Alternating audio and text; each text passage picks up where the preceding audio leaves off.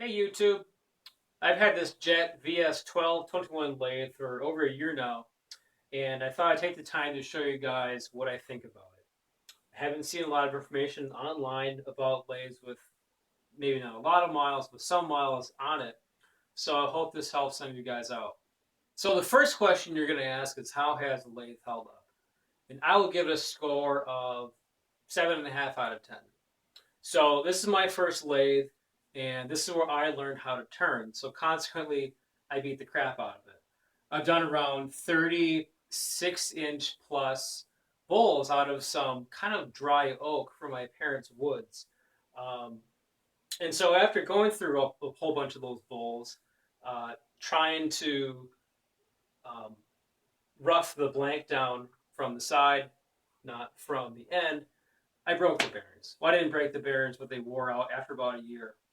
So at around 1100 RPMs, the bearings in the lathe had developed a pretty good rumble. You could feel the vibrations. So I had to get it fixed. That was unfortunate. But the motor held just fine. Mechanically, everything else was fine. When they replaced the bearings, they did replace the belt. Apparently, it was a little bit old. And that was it. So as you can see, there's some chipping on the powder coated paint, but whatever. It's a lathe. It's designed to get beat up. So it's done well in that aspect.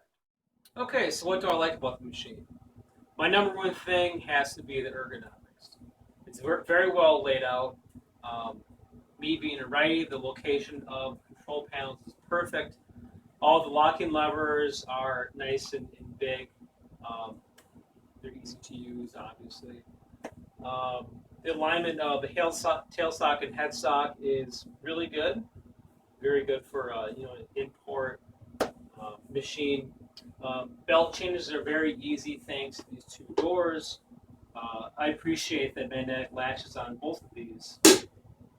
Nice touch. Stability wise, it's as stable as a 110-pound piece of cast iron is going to be. It's not a 500-pound behemoth, on its own set of metal legs.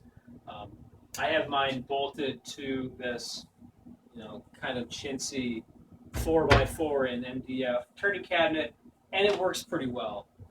Honestly, if you have vibration issues with this kind of setup, it just means you're turning wrong. Sharpen your tool, true up your blank. If this kind of setup is shaking, you have other issues. What else? The included tool rests are fine. The 6 and this 10-inch tool rest, they work fine. The face plate, the spur drive, the live center, good accessories. Now I'm going to talk about what I don't like about the lathe. My number one complaint has to be the tool rest lock. All it has is this cheap grub screw. So if you're ever roughing out a larger piece of wood and you're using the 10-inch rest, let's imagine your tool is gouge. You start over here and you wind up over here. So now you have around 5 inches of torque on this chintzy little grub screw. And with the force of the wood coming down this way, it's forcing the tool down and towards the lathe, and you will always hurt the tool rest. These grub screws just don't cut it. No matter how tight you get these, they will always turn. So that was about as tight as I can get it, and it's still easy to turn. So it's just a limitation of this design. It's really honestly nothing against Jet. I've seen other more expensive lathes have the same system, but it's just annoying. The next thing that I don't like about the lathe are the tool rests themselves. They're made out of cast iron, which is fine. I'm sure it's inexpensive to make, but this also makes them very soft. If you can see this, you'll see the number of scratches and dings that I've made on this rest. Rest number 2, same fate. They're pretty ugly.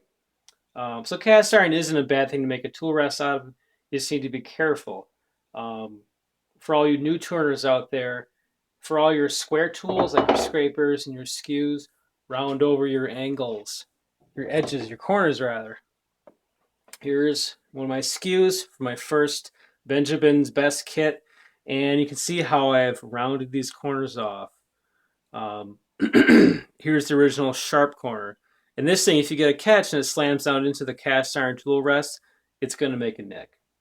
So, little word of advice: save yourself a bunch of scratchy, dinged up tool rests by just rounding over your edges. Another tip for you, and that's around where the ways and the banjo meet. So I'm sure everyone's familiar with how to keep your ways clean. I just started using these rubberized sanding blocks from Sandflex. These work really nicely to polish out the ways. If you turn green wood, you'll likely get a little bit of corrosion on the surface here. These work really well to knock that down and allow you to apply a coat of paste wax on top of that.